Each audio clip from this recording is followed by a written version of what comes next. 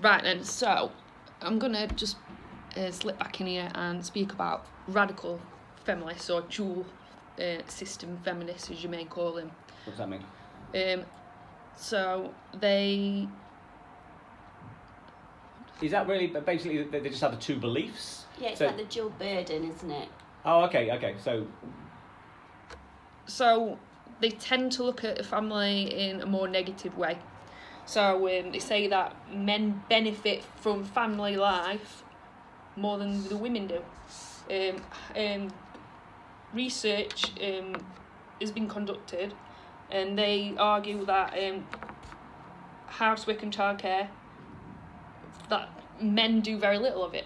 Yeah, I suppose that's a fair point. I mean, even in this day and age, it's not exactly a male-dominated role, is it? You know, who goes home? There are. It's still very stereotypical, though. Yeah, and I think that's what so they're trying to say. To say that they feel more exploited and oppressed. It's like you've got to stop at home more with the kids while the males are going out to work. Going to work, or they've got the football. What? You know, after, and you're still inside. Well, how does it become the dual? Where does the Marxist part of that come in? Because it's the radical. Well, it's the housework and the childcare, isn't it? Yeah. And then providing there's also free the labour. triple shift as well, where you've got the mental well-being of the family. Okay. And So you've got to look after. Basically, you've got to look after them. You've got to do all the housework, and you've got to feed them. Okay. So is that what it's called? Triple shift. The triple shift. I think it was Duncan and Marsden that said that. Yeah. Because I know that there's been. I mean, this probably explains it. Back in the late 70s, there was a sociologist who looked at the current data of that time. So it's a little bit out of date, but I think the principle is still there. And what they found was that married women had a higher rate of mental illness to both unmarried women and married men.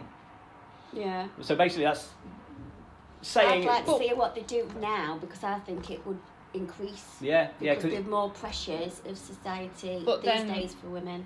But then do most marriages last? It is very true. Do you know, like, radical feminists see marriage as a type of prison for women anyway. And they say that men can use the violence against women if they do. I don't think it's just marriage though. They don't get their own way. Common law marriage, you don't need a ring on your finger, do you? You still feel all of this. It's just within the home, within the family life aspect. Yeah, because isn't there something somewhere about that people go home and that a large percentage of the domestic abuse is a perceived badly performed domestic duty kind of idea? Yeah, well, it's like I said, going back to like the safe haven as well.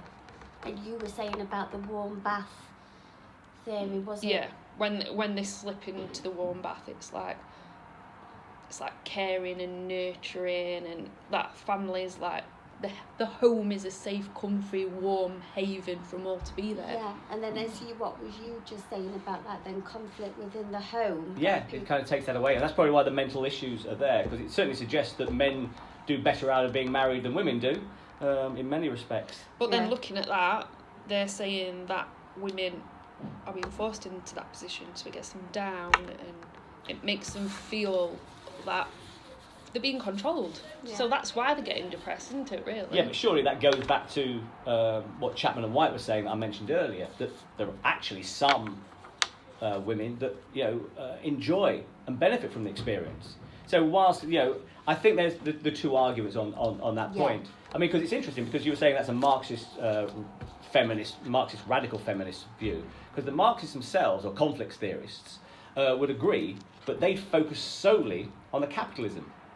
Yeah. They say, what's the expression? The bourgeoisie oppress the proletariat, and you have to go back a long way, but it was. Well, you need to make ends meet, don't you? So you need to bring in the wages. Yeah. For the family. So, like as you were saying, the bourgeoisie. Yeah, again, I think there are some people that have just become, the functionalists would say, well, that's their role in society, whereas the Marxists would say that they've been sort of trapped into it, because Engels was one of the first, because he was around at the time of Marx, to actually comment on the Marxist view of family back in 1884, I think it was, around then anyway, back in the 1880s, a long time ago, because he thought family had developed, or he put forward the argument anyway, over time to the current system purely as a way for as people started to get rich and own land, they wanted to be able to make sure it was passed on to a legitimate heir.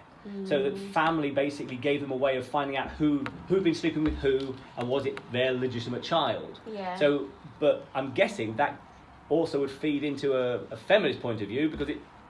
Well, it's not just that. I think it's a more modern day, isn't it, point of view, do you know, of what the conflict theory might say about family. So it's like as well all the conflicts within the family, like a grandparent speaking to a grandchild, they'll have different shared, they'll have different concepts of things. Well, they would be socialised differently as well, wouldn't they? Well, maybe within the family. You just need that bit of conflict within the family because you need to create change. You need to, maybe the grandparent then will see things differently by listening to the youth of today. Yeah. But then that can be done vice versa, can't it? That, though, especially within a family. It brings in like the shared values, the shared norms, bringing that. And that's where it comes into your education as well.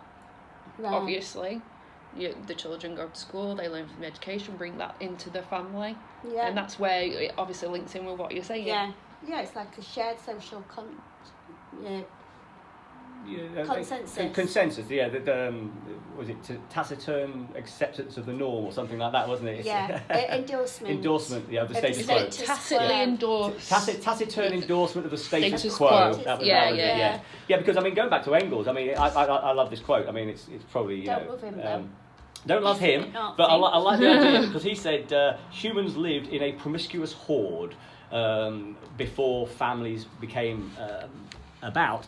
Unfortunately, there's lots of modern research that seems to dispute Engels' idea that there was no marriage, because marriages, or at least single partner families, have appeared to have existed since the earliest of times. I don't think it's just though. I mean, we're talking about like the more hierarchy within the family. What about the children? There's a study, I think it was Evans and Chandler, and these ladies did an experiment with children. I think there was like 24 girls and 21 boys anyway, between 7 and 11, and they all had to complete diaries over the weekend. And then they had to come back in and they did group discussions and they did role play, and then they had to rewrite what had happened role play the within weekend. What? With what had happened in the weekend with the diaries. Right. Okay. So it's almost like a play they'd written over in the diary. And at the end of this, we've got central characters, so like mum, dad, grandparents, outside people. And the character, they would talk about how they negotiated for commodities, like toys, clothing, I'm sure you know yourself, and they found that children's pester powers, it was, they were using the parents. And I suppose the parents back, they were given into the idea of giving them something to prove they love them. Oh, playing one off against the other kind of thing. Yes. It's a very... Yeah, and I think that's probably more modern day because of all technology coming in. Yeah. And like at Christmas time, I want this, I want that. Well, it's also, socialisation is different now to... you were talking about the grandparents and children. If you think about your parents, grandparents, they would have been brought up in very much a time of... You do this is how it behaves. Going back to I think it's James Dean or Marlon Brando. James Dean, what are you rebelling against? What have you got? And that was the change in things. Whereas back in those days, no one rebelled. The functionalists, had it, and then it did change in the 60s and 70s, and then the more radical ideas started to come into play. And that's when people like Engels and Marx became popular theorists. Yeah. I think as well with the technology, like I was saying, it's... Yeah, but not only that, though. If you look at the grandparents, they would have obviously, like you said, been brought up differently. So the children nowadays, within a family, are brought up with different ideals of things what they should have. Whereas back, if you look at the grandparents, they'd have had different ideas of what they should have or shouldn't have. Yeah, and racial and sexual and Well, there's all the transgenders, same-sex couples. Everything's a lot more postmodern, isn't it, these days? No, it has definitely changed. And I don't think you can pinpoint one onto another. Well, if you go back to the radical feminist point of view, they do actually support single parent families and gay families. Really? Yeah. Yeah. I think that's obviously because the woman is at the top, they've got the power. Oh, female hegemony that we were talking Yeah. about before. Yeah. Female hegemony, but then it becomes more of a matriarchal system to opposed to a patriarchal system. And once it, Going back to I your think Anne Oakley. the liberal feminists, they're more, the equal rights and all that. And like I say, they've lobbied and campaigned to actually get laws into power. Yeah, well, it's quite interesting because I know that there was I'm not even going to try and say their names, but there was 3 authors, and they put forward the argument that conflict theorists don't take into account modern society allows for the flexibility in how a family is constructed. So it's pretty much what you're saying about the fact that there are now same-sex, single parents. In some cases, 3, where people have been divorced, and the 3 people raising children. Yeah, but again, Blended families. Blended families. They do support divorce because it says it allows women to escape that marriage. So we're now. I think we've covered everything. Pretty much. I think we've covered all the areas we're supposed to. We talked about family. I guess it's a quick evaluation of it. How do we think we've done? I think we've covered main bodies. Is there anything that you want to interject, Sarah? Well, actually, there is a lady called Fran Ainsley, and she's argued that the women were basically takers of shit. Well, that's a good place to stop it. That's a good place to stop. Yeah, but obviously, she's basically saying that the women within the family have to put up with everything. They have to put up with all the rubbish. If they're saying the men comes home from work in a bad mood, if they have to put up with the children misbehaving, they have to do all the housework, regardless of how they're feeling, because that's their job. So they do have to go through a lot. It takes big things to happen for anything to change. Going on to the conflict theory and everything like that. I mean, like it was the World War. Look at the suffragettes. Yes. And Winston Churchill, he didn't...